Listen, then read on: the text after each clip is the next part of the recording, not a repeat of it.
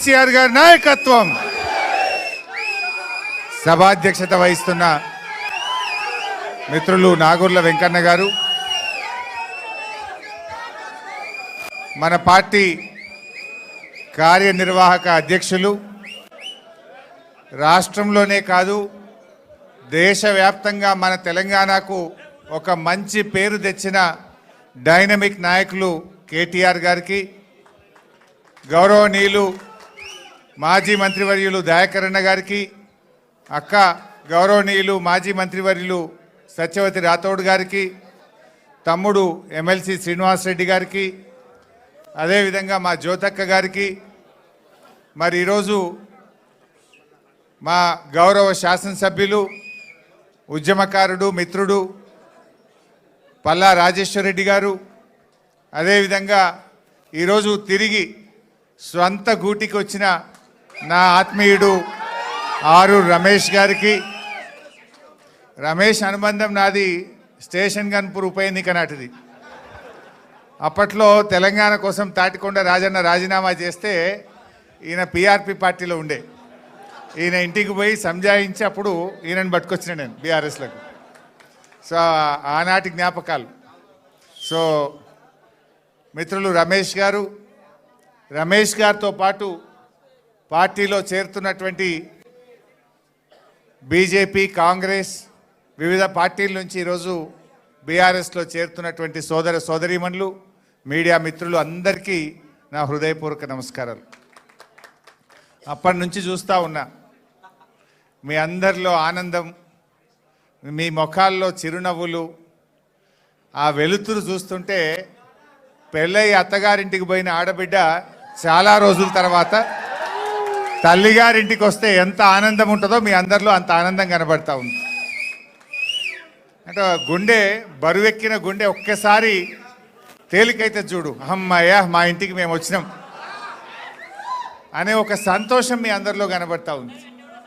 నిజంగా ఈరోజు తెలంగాణ రాష్ట్రం కూడా గట్లనే కేసీఆర్ దిక్కు చూస్తున్నది. ఎందుకు 2 ఏళ్లలో తేలిపోయింది. ఏం కోల్పోయినామో ప్రజలు ఇలా అర్థం చేసుకుంటా ఉన్నారు. కేసీఆర్ అంటే ఒక నమ్మకం, కేసీఆర్ అంటే ఒక భరోసా, కేసీఆర్ అంటే ఒక భద్రత. కానీ 2 ఏళ్లలో ఆ భరోసా లేదు, ఆ భద్రత పోయింది. కేసీఆర్ ఉండగా వానకాలం పంట, యాసంగి పంట అంటే ఆటో డ్రైవర్కి చెప్తే ఇంటికాడ ఎరువు బస్తాలు వేసిపోతుండే. ఏనాడు ఎరువుల కొరత ఉండకపో. కేసీఆర్ ఉంటే ఒక నమ్మకం, కేసీఆర్ ఉంటే బరాబర్ టైం మీద రైతు బంధు పడుతుంది అనే ఒక భద్రత ఉంటుండే రైతుకు. ఎందుకంటే కరోనా వచ్చినా, పెద్ద నోట్ల రద్దు జరిగినా రైతు బంధు మాత్రం ఆగలే. బరాబర్ రైతు బంధు రైతు అకౌంట్లో పడ్డది. ఒక భద్రత. ఒక ఆడబిడ్డ కాన్పు కోసం సర్కార్ దవాఖానకు పోతే బిడ్డ కాన్పు చేసి కేసీఆర్ కిట్ ఇచ్చి కడుపు నిండా అన్నం పెట్టి తల్లిని బిడ్డను ఆటో కిరాయి లేకుండా ఇంటికాడ దించుతాడు మా కేసీఆర్ అనే ఒక నమ్మకం, ఒక విశ్వాసం. రైతన్న రాత్రి మోటార్ పెట్టి వస్తే పొద్దున వరకు 24 గంటలు నాణ్యమైన కరెంటు బరాబర్ వస్తుంది అని బాయికాడికి మళ్ళా పోకుండా, చీకట్లో బాయికాడ పండవలసిన అవసరం లేకుండా 24 గంటల కరెంట్ ఇచ్చిన ఒక నమ్మకం కేసీఆర్ది. ఆడబిడ్డ పెళ్లి పెట్టుకుంటే నాకు ₹1,00,000 చెక్కు బరాబర్ టైం మీద వస్తుంది అనేటువంటి ఆడపిల్ల తల్లిలో ఒక ఆత్మగౌరవం, ఒక నమ్మకం ఉంటుండే.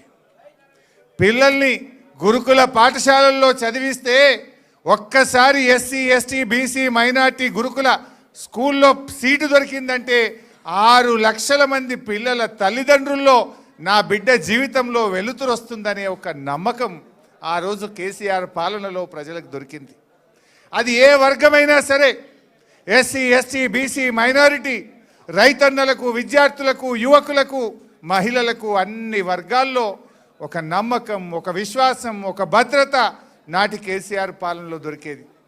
కానీ 2 ఏళ్ల పాలనలో ఏమైంది? అంతా ఆగమాగం, సగం సగం, ఏది నమ్మకం లేదు. వానకాలం పంట వస్తే ఎరువులు దొరుకుతాయో దొరకయో తెలియదు, చెప్పులు లైన్లో పెట్టే కాలం వచ్చింది. రైతు బంధు ఇగో ఫిబ్రవరి నెల వస్తున్నా ఇవాళకి రైతు బంధు వల్లే పడుతుందా పడదా ఏమవుతుందో ఎవడు చెప్పే దిక్కే లేదు ఈ గవర్నమెంట్లో. కేసీఆర్ ఉంటే డిసెంబర్లో రైతు బంధు పడుతుండే, ఇప్పుడు ఫిబ్రవరి నెల వచ్చినా ఇవాళకి రైతు బంధు పడే పరిస్థితి లేదు. గురుకుల పాఠశాలల్లో పిల్లలు లేస్తే ఏ రాత్రి ఏం ఫోన్ వస్తుందో అని తల్లిదండ్రులు అరచేతిలో రాత్రిపూట ఫోన్ వస్తే భయపడే పరిస్థితి ఏర్పడ్డది. ఏడ విష ఆహారమో, ఎక్కడ పిల్లలకు వాంతులైనాయో, జ్వరమైందో, పిల్లలు దవాఖానలో పడ్డారు. రోజు ఏదో ఒక గురుకుల పాఠశాలల్లో పిల్లలు ఆసుపత్రుల పాలవుడు, ఎలకలు కొరుకుడు, కరెంటు షాక్ కొట్టుడు, కుక్కలు గరచుడు, ఇదే పని అయిపోయింది దవాఖానల పరిస్థితి. గురుకుల పాఠశాలల పరిస్థితి చూస్తే గవర్నమెంట్ దవాఖాన పోతే కేసీఆర్ కిట్టు లేదు, మందులు లేవు, అంతా మళ్ళీ నేను రాను బిడ్డో సర్కారు దవాఖానకు అనే పరిస్థితి ఇలా ప్రభుత్వ ఆసుపత్రుల్లో ఏర్పడ్డది. పిల్లల ఫీజు రియంబర్స్మెంట్ కేసీఆర్ గారు ఉండగా ప్రతి సంవత్సరం 20 లక్షల మంది పిల్లలకు, ఎస్సీ ఎస్టీ బీసీ మైనార్టీ పిల్లలకు సంవత్సరానికి 2,000 కోట్ల రూపాయలు ఫీజు రియంబర్స్మెంట్ పైసలు బరాబర్ ఇచ్చిండు కేసీఆర్. 9.5 ఏళ్ల కేసీఆర్ గారి ప్రభుత్వం 19,500 కోట్ల ఫీజు రియంబర్స్మెంట్ డబ్బులు ఇచ్చింది. ఈ రేవంత్ వచ్చిన 2 ఏళ్లలో ₹1 కూడా ఫీజు రియంబర్స్మెంట్ వస్తలేదు. 20 లక్షల మంది పిల్లల చదువులు ఆగం చేసిండు. 20 లక్షల ఎస్సీ ఎస్టీ బీసీ పిల్లలకు ఫీజు రియంబర్స్మెంట్ రాక, కాలేజీలు సర్టిఫికెట్లు ఇయ్యక ఆ పిల్లల చదువులు మధ్యలో ఆగిపోయే పరిస్థితి ఏర్పడ్డది. అంటే మొత్తం ఒక అభద్రత, ఒక భయం, ఎరువులు దొరుకుతాయో దొరకయో, పిల్లలు కాలేజీల్లో ఏమైపోతారో, పిల్లలకు ఫీజు రియంబర్స్మెంట్ వస్తుందా రాదా ఎప్పుడు వస్తుందో తెలియదు, రైతు బంధు వస్తుందా రాదా ఎప్పుడు వస్తుందో తెలియదు, గొర్రెల పంపిణీ జరుగుతుందా జరగదా తెలియదు. ఏది గౌడన్నలు చెట్ల మీదకి వెళ్ళి పడితే 2 ఏళ్ళ ఈ గవర్నమెంట్ వచ్చి ఇవాళకి ₹1 ఇయ్యలే, ఒక్కరికి సాయం చేయలే, ఏది కూడా ఒక నమ్మకం లేకుండా పోయింది. అందుకే నేను అన్నది, ఇవాళ రమేష్ బీఆర్ఎస్లో చేరితే మీలో ఎప్పుడెప్పుడు బీఆర్ఎస్లో పోదామని మీరందరూ రమేష్ మీద ఒత్తిడి పెట్టి పోదాం పాప తల్లిగారింటికి అన్నట్టు ఎట్లా తీసుకొచ్చిండ్రో, ఇవాళ తెలంగాణ ప్రజలు కూడా ఆ నమ్మకం కోసం, ఆ భద్రత కోసం ఇవాళ కేసీఆర్ గారి వైపు చూస్తున్నారు. ఎందుకంటే ఆ నమ్మకం ఉండే కేసీఆర్ ఉంటే గుండె మీద చేసుకొని హ్యాపీగా ధైర్యంగా మా రైతన్న వ్యవసాయం చేసిండు కేసీఆర్ పాలనలో. ఇవాళ ఏమైంది?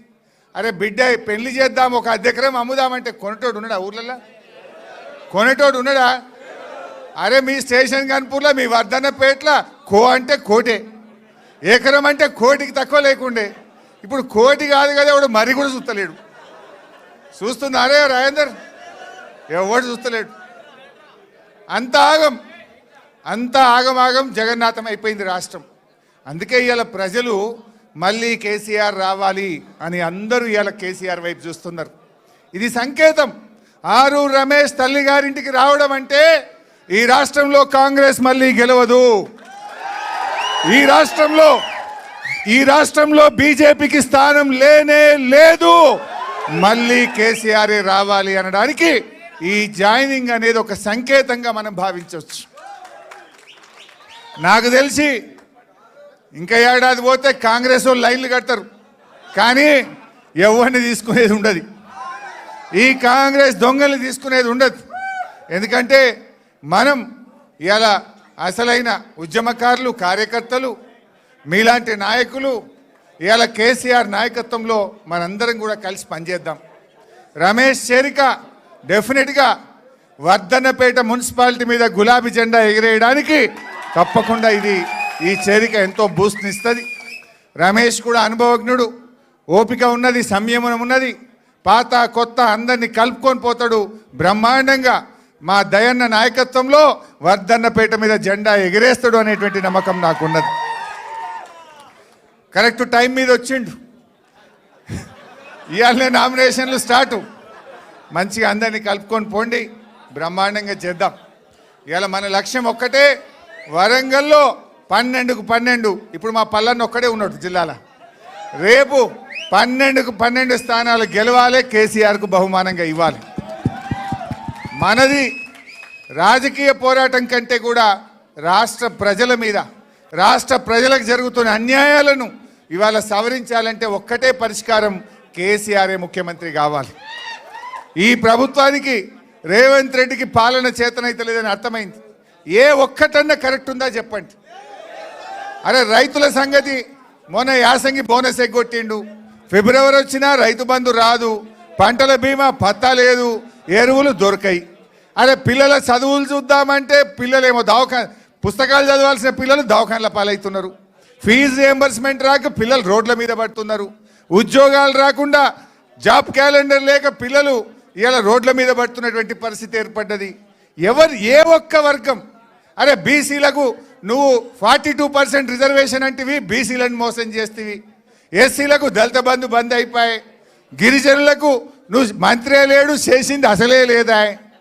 ఏ వర్గానికి నువ్వు ఎవరికన్నా ఒక్కరికన్నా ఇచ్చిన మాట నిలబెట్టుకున్నది ఉన్నదా?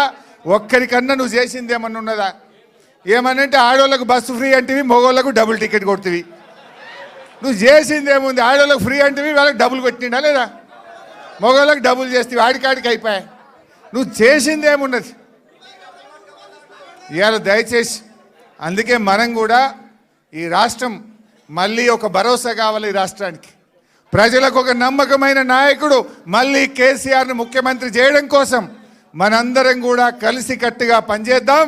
మళ్ళీ బీఆర్ఎస్ ప్రభుత్వాన్ని తెచ్చుకొని ఈ రాష్ట్రం మళ్ళీ దేశానికి మార్గదర్శకంగా, ఈ దేశానికి ఆదర్శంగా, ఈ దేశానికి దిక్సూచిగా నాడు కేసీఆర్ ఎట్లా నిలిపిండో మళ్ళీ కేసీఆర్ నాయకత్వంలో తెలంగాణ గర్వపడే విధంగా, తెలంగాణ ముందుండే విధంగా కేసీఆర్ నాయకత్వాన్ని తెచ్చుకోవడానికి కలిసిమెలిసి కృషి చేద్దాం. జై తెలంగాణ. అందరూ ఒక్కసారి గట్టిగా అలసిపోయినట్టు జై తెలంగాణ.